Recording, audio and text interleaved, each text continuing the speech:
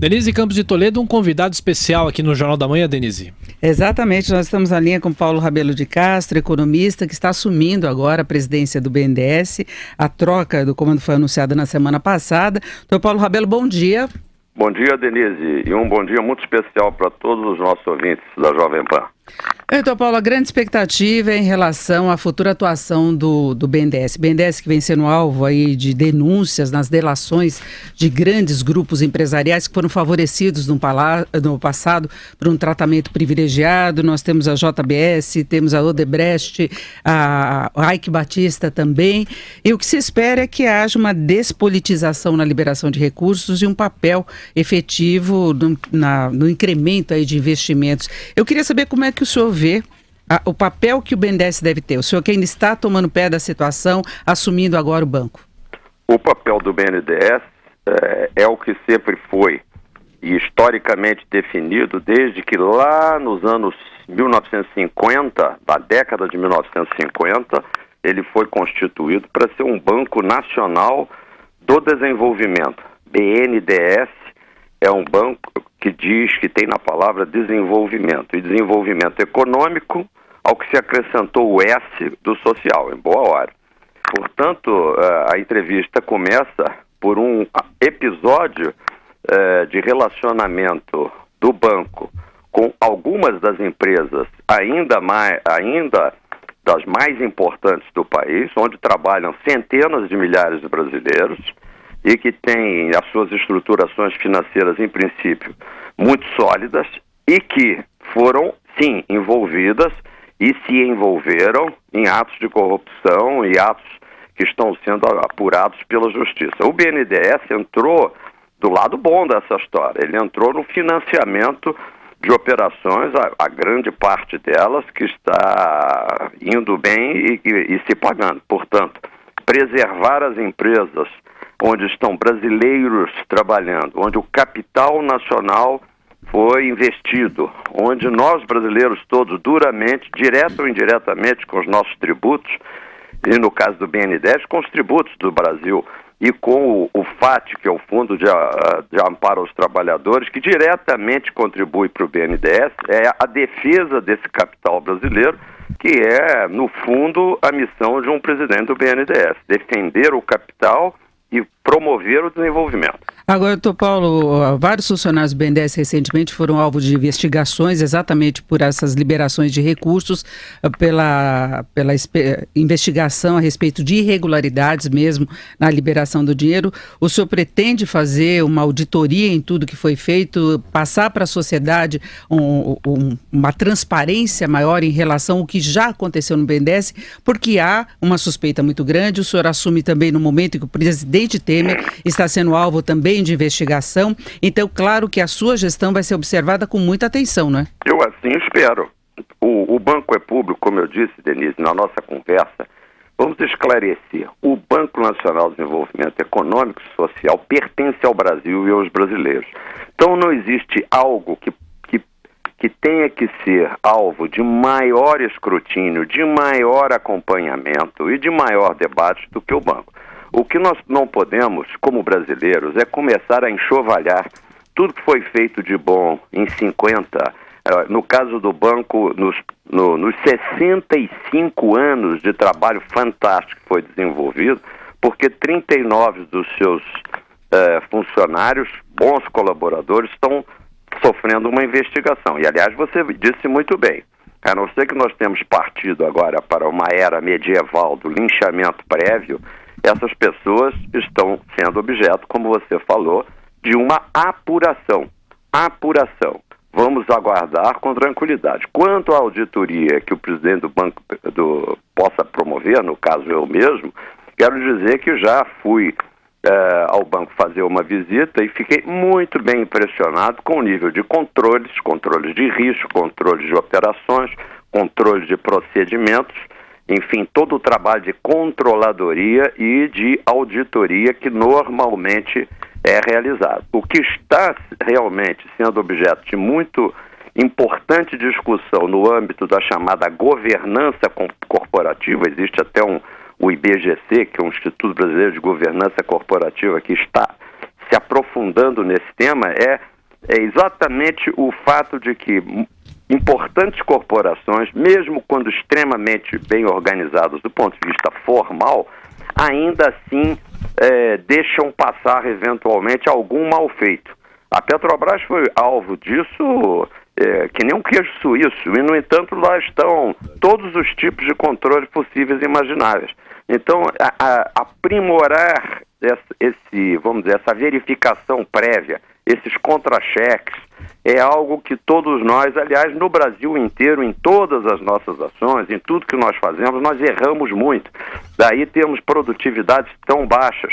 O banco também está olhando para essa questão da produtividade. E se você puder começar a perguntar sobre o futuro e sobre o que nós haveremos de fazer para, de fato, sair desse imbróglio e dessa dor de barriga, desse mal-estar geral, e começar a falar de Brasil crescendo, de Brasil promovendo o resgate de todo esse potencial maravilhoso que temos, eu aí fico mais feliz.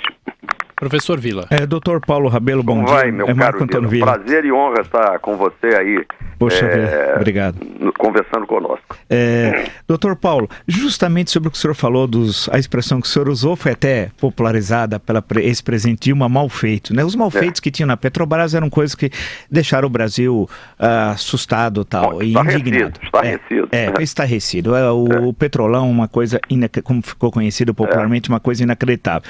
Eu queria justamente pegar nessa questão, destacar, melhor dizendo, essa questão que o senhor falou sobre os controles internos do BNDES. Porque, de acordo com o que foi publicado nos jornais nas últimas semanas, várias operações do grupo JBS trouxeram ao banco prejuízos fabulosos tal. Esse Joesley tinha, segundo as informações e pelos áudios e vídeos, um relacionamento muito privilegiado com o BNDES através do então ministro do Planejamento, ministro da Fazenda, o Guido Mantega tal. Mas aí é bom você esclarecer para o público que às vezes está ali dirigindo um táxi, nos ouvindo meio de leve, que isso não diz respeito ao trabalho da doutora Maria Silvia, nem ao período da presidente fabulosa, super séria que me precedeu, e isso eu posso dizer por 30 anos de relacionamento tenho com ela, desde o meu período de professor na Fundação Getúlio Vargas, e ela também técnica lá. E no caso também ressalvando a atuação, neste caso, do presidente Michel Temer. Não, eu estou me referindo ao momento, justamente ao momento anterior, né, doutor Paulo, então, e que foi denunciado por esse senhor Joesley Batista tal. Então a pergunta é que todo mundo que eu converso, justamente se eu estou num táxi, se eu estou andando na rua ou por redes sociais, todos querem saber o dinheiro que o BNDES, que é meu, seu, nosso, colocou nas empresas chamadas campeãs, nessas empresas envolvidas com corrupção. Quer dizer, nós teremos um dia, doutor Paulo, uma espécie de breve relatório do que o BNDES fez em relação a essas empresas, em relação a países que tinham políticas de agrado do então governo do PT, as repúblicas bolivarianas, os países da África Negra. Quando nós teremos uma espécie de livro negro desses empréstimos? Eu só não vou prometer que a capa do livro seja negra. Sim. Eu acho que tem que ser um relatório, sim. E devo dizer para você que só não vou concordar com um aspecto desse relatório, que ele seja breve, que ele seja apenas um relatório por alto. Eu acho que nós precisamos, como brasileiros, ter um relatório completo. Isso faz parte dessa pacificação dos corações e das almas dos brasileiros. Quando eu digo que temos que retomar o crescimento, não é, Vila? Eu não estou querendo dizer que nós temos que jogar uma pedra em cima de tudo que nós estamos aí estarrecidamente vendo que ocorreu e com o nosso suado dinheiro, fingir que isso não aconteceu e tocar em frente. Realmente o resgate vem com a confissão e o perdão. Eu, no caso, sou católico, então tenho esse rito, que é um rito que saneia as almas. Mas você antes tem que confessar, nós temos que esclarecer o que aconteceu. Existe uma conversa com o confessor, que é uma parte de orientação, depois a penitência e o sujeito sai com a alma lavada. Nós vamos fazer esse relatório, sim, fica aqui neste nosso programa da Jovem Pan, eu que sou da linha de frente da Jovem Pan, que a gente vai em breve tempo, e aí o tempo é que tem que ser breve. Você acha que 3 meses é um tempo razoável, ministro? À luz todos esses esclarecimentos. Digo mais, o banco só não tem esses esclarecimentos hoje, muito mais porque ele tem a questão do sigilo bancário, ele tem uma série de questões que são próprias da atividade de banco. Você imagina se o banco começa a esclarecer tudo a respeito da sua conta, da minha conta, para quem bem entender. Nós temos que ser muito cuidadosos com isso. Claro. Mas eu prometo a você que não vai ter um tostão dessas aplicações que não tenham uma avaliação, e este vai ser um trabalho que eu, inclusive pela minha experiência longa de classificador de riscos de crédito, acho que estou bem gabaritado para ter um acompanhamento personalizado desse trabalho. Tá? Claro. O senhor acha que teria, evidentemente, é só uma questão também para o senhor, um prazo para isso? O senhor acha que é possível ter isso em 2, 3 meses? O que o senhor acha? Eu acho que... Eu gosto muito de fazer as coisas celeremente, com segurança, de forma que se você me fala em 2, 3 meses, acho até muito. Para uma visão geral desse processo, quem sabe em metade desse tempo a gente possa estar conversando aqui. Eu, tanto quanto você, nós precisamos ajudar o Brasil a ter a luz jogada sobre todos os aspectos hoje sombrios e para a gente virar a página, não é? O Brasil está jogando tempo precioso fora e está se escorraçando mental, espiritual e psicologicamente nesse momento. Doutor Paulo, antes da pergunta final da Denise, ela vai se despedir inclusive do senhor, eu queria que o senhor aproveitasse os microfones da Jovem Pan. A imprensa explorou isso nos últimos dias sobre o seu genro empresário Bruno Gonçalves, que foi preso na Lava Jato. De que forma o senhor vai tratar em relação a isso? Que uma coisa não tem nada a ver com a conduta do senhor, é claro, né? Eu acho que sim, ainda não tipificaram o crime ginecológico, né, Vila? Essa é boa, hein? Crime de parentesco. Não, você sabe que, você que é um grande historiador sabe disso, a gente está rindo de uma coisa séria que nos consterna a todos. Sim, claro. Mas qual foi o aspecto mais chocante da Alemanha nazista? A perseguição das pessoas apenas pelo gênero. Né? Você pertence a uma tradição genética ou religiosa de tal coisa, você vem cá, está preso, vai para a Câmara de Gás. Então nós temos que ter, neste momento em que todos esses malfeitos têm que ser rigorosamente apurados, e para isso, inclusive, lamento profundamente pela minha filha, que, aliás, por sinal, é engraçado. Ela dizia, pai, não entendi porque o Bruno quer casar com separação total de bens. Eu disse, minha filha, na vida, isso era no ano de 2005, ele é mais rico, a gente tem uma vida normal, de classe média, se você ama ele, entende? Há males que vêm para bem, ou há situações que... Isso não é menos amor, entendeu? Olha, você veja como é que a vida dá volta. Hoje, eu posso dizer que a conduta da família Rebelo de Castro se pauta por amor ao país, amor a Deus, amor ao país, fidelidade à família, trabalho duro, acordando cedo. Aliás, já estou até meio atrasado, porque já teria que estar no serviço, e rezar por aqueles que, embora trabalhando dentro da área empresarial, se envolveram exatamente eventualmente, não quero dizer que isso tenha acontecido, mais uma vez tem que ser apurado, mas que obviamente tudo indica que tiveram que pagar para realizar negócios que de outra forma poderiam ter sido perfeitamente realizados de modo lícito, de modo perfeito, né? Perfeitamente constituído e juridicamente correto, né?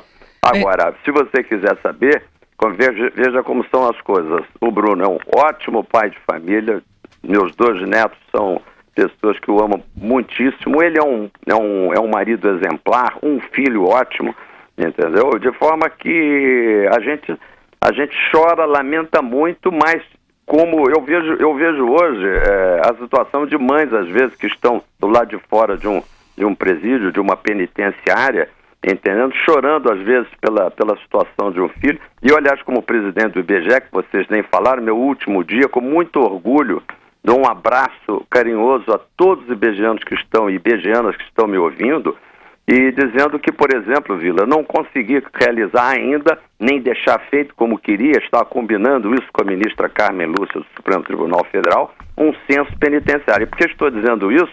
Estou dizendo isso porque, aparentemente, quase metade de toda a população carcerária do Brasil hoje está lá encarcerada de modo provisório, sem um julgamento, sem uma celeridade, que seja para apenas ser dada, mas nós temos que dar dignidade a todos aqueles que estão privados de liberdade hoje no Brasil. Agora, doutor Paulo, entre eles hoje o meu genro. Bom, doutor Paulo, para nós encerrarmos, eu queria rapidamente que o senhor respondesse, inclusive, a manifestações aqui do nosso chat, dos nossos ouvintes. Perfeito. Que o BNDES ele ficou com aquela imagem de que ele só financia ricos, grupos privilegiados, com interesses políticos, com desvio de recursos. Em termos estratégicos, prioridades que o senhor teria em princípio? Já que estamos no final da entrevista, acho essa pergunta excelente e o meu coração mediu as coisas. Paulo, vá para o interior do Brasil e vai buscar os empresários anônimos cujos nomes não são conhecidos, mas cujo entusiasmo, cujo compromisso com seus investimentos muitas vezes é maior do que esses famosos campeões nacionais que depois deixam o nosso Brasil na mão e vão ficar tomando champanhe às nossas custas em Nova York. Nós conversamos com Paulo Rabelo de Castro, novo presidente do BNDES, que acaba de deixar a presidência também do IBGE, uma troca aí nessa última semana. Doutor Paulo, muito obrigado, um bom dia. Um bom dia, Denise, e um bom dia especialmente ao professor Vila, a quem tanto admiramos. A você também, Denise, que de longa data. E um bom dia a todos os ouvintes do Jovem Pan, com muita alegria.